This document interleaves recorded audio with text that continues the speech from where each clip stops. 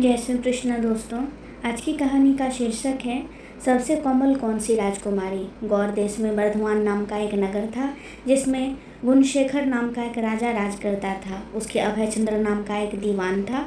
उस दीवान के समझाने से राजा ने अपने राज्य में शिव विष्णु की पूजा, गोदान, भूदान, पिंडदान आदि सब बंद कर दिए।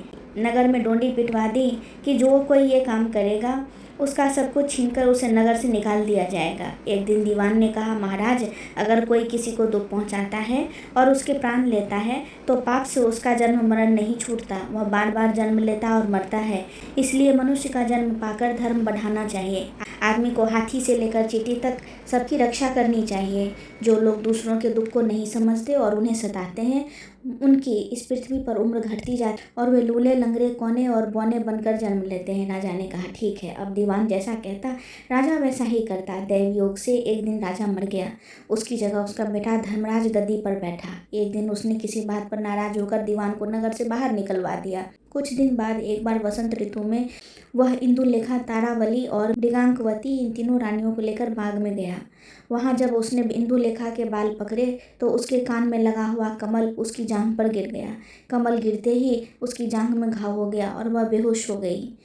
बहुत इलाज हुआ तब वह ठीक हुई। इसके बाद एक दिन की बात है, तारावली ऊपर खुले में सो रही थी और चांद निकला। जैसे ही उसकी चांदनी तारावली के शरीर पर पड़ी, फफोले उठाए।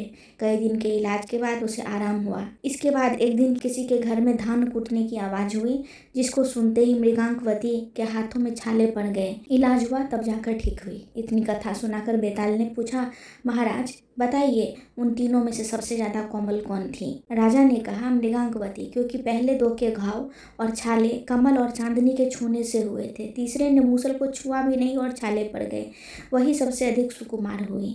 राजा के इतना कहते ही बेताल फिर से 9 2 11 हो गया। राजा बेचारा फिर मसान में गया और जब वह उसे लेकर चला तो उसने सुनाई एक और नई कहानी।